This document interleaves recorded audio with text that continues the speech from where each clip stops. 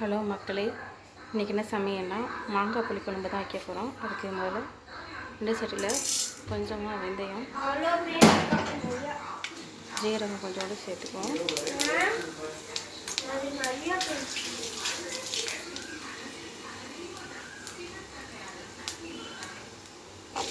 பூண்டு கொஞ்சம் சேர்த்துக்கலாம்.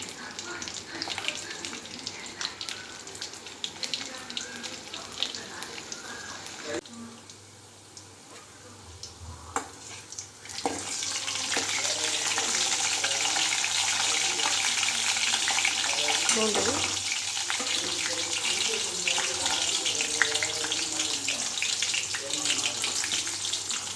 வெங்காயம்,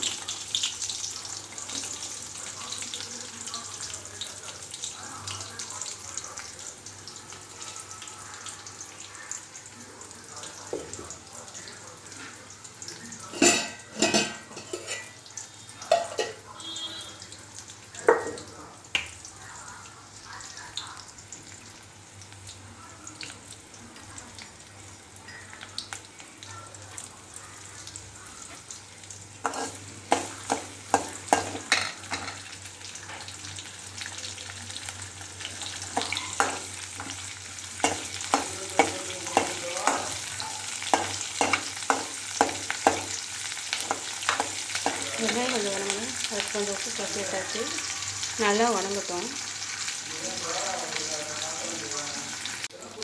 தக்காளி சேர்த்துக்கணும். நான் ஒரு பழம் சேர்க்குறேன், ஏன்னா அது புளிக்குழம்புனால புளிப்பு அதிகமாக இருக்கும். அதனால் நான் ஒரு பழம் மட்டும் சேர்த்துருக்கேன். தேவையான அளவு இதுக்கு சேர்த்துக்கோங்க. தக்காளி வணங்கட்டும். தக்காளி பழம் வணங்கிடுச்சு. கொஞ்சமாக மஞ்சள்தூள், தேவையான அளவு மிளகாத்தூள்,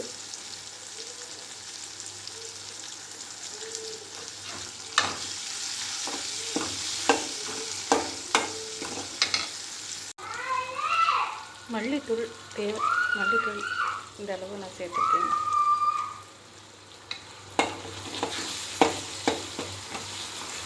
இப்போ வெங்காயம் தக்காளியும் வணங்கட்டும்.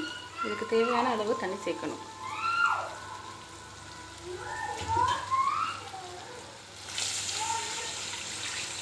இப்போ மாங்காய் போடணும்.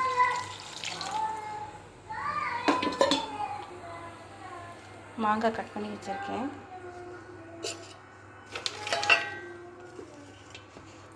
தேங்காய் அரைச்சி வச்சுருக்கேன். தேங்காயில் வந்து மிளகு ஜீரகம் போட்டு அரைச்சி ரெடி பண்ணி வச்சுருக்கேன்.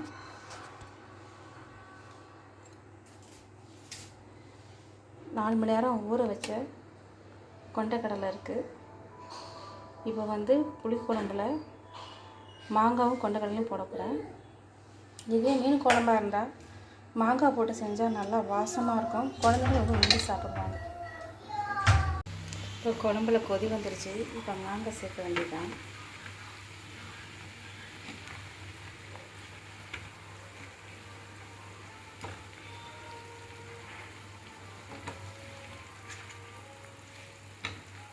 எந்த காய் சேர்க்குறதா இருந்தாலும் காய்க்கு உப்பு போட்டுடணும். உடனே போட்டுடணும். போட்டால் தான் உடனே வேகும்.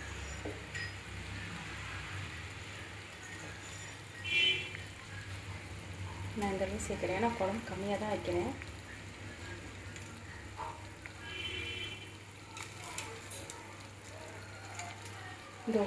இந்த அளவு போதும். ஓகே, நான் அந்த கொண்டைக்கடலை 4 மணி நேரம் ஊற வச்சுட்டேன். ஊற வச்சு 10 விசில் விட்டுருக்கேன். மாங்காய் வந்ததுக்கப்புறம் தேங்காய் அரைச்சி ஊற்றின விழுதை வந்து போடணும். போட்டு முடிச்சதுக்கப்புறம் கடைசியாக கொண்டைக்கடலையை போட்டு இறக்கிட வேண்டியதான்.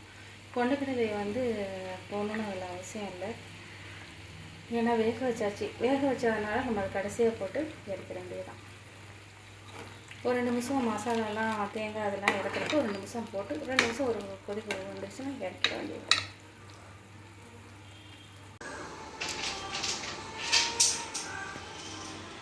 மாங்காய் வந்துருச்சு. வெந்ததுக்கப்புறம் புளி ஊற்றிட்டேன். புளி கொதிச்சதுக்கப்புறம் தேங்காயையும் கொண்டக்கடலையும் போட்டாச்சு. இப்போ அதில் மசாலாலாம் இறங்கட்டும். இல்லைன்னா மாங்காய் எடுத்துட்டேன், ஏன்னா மாங்காய் கரைஞ்சிருந்து எடுத்துட்டேன். இப்போ கடைசியாக இதில் போடுவேன். நல்லா கொதி வரட்டும். தேங்காய் தெளிஞ்சிருச்சு. கடைசியாக அந்த கருவேப்பிலை கொத்தமல்லியை போட்டு வைக்க வேண்டியதுதான். இப்போ வந்து அடுப்பை மாற்றிட்டேன். இப்போ மாங்காய் சேர்த்துக்கலாம். ஏன்னா மாங்காய் கரைஞ்சிடும், சூடு தாங்காது.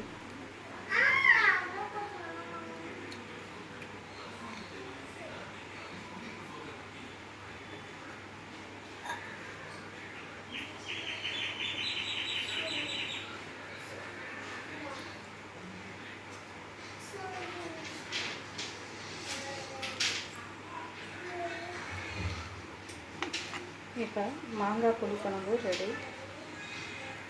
கொண்டைக்கடலை சேர்த்திங்கன்னா குழந்தைங்களை விரும்பி சாப்பிடுவாங்க. இதில் புரோட்டீன் சத்து அதிகம் இருக்குது. அதே போல் மாங்காயில் கால்சியம் சத்து அதிகம் இருக்குது. அதனால் ட்ரை பண்ணி பாருங்கள் மக்களே. ஓகே மக்களே, லைக் பண்ணுங்கள், ஷேர் பண்ணுங்கள், சப்ஸ்கிரைப் பண்ணுங்கள், ஃபாலோ பண்ணுங்கள். ஓகே, தேங்க்யூ, பாய்.